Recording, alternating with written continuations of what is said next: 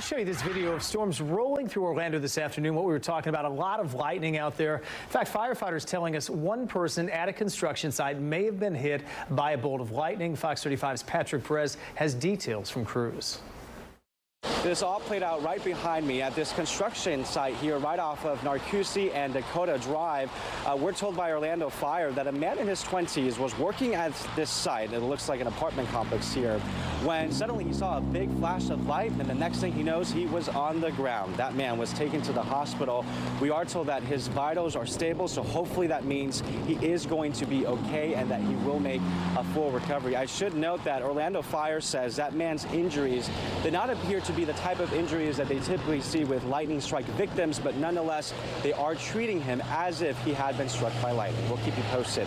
We're in Orlando. I'm Patrick Perez, Fox 35 News.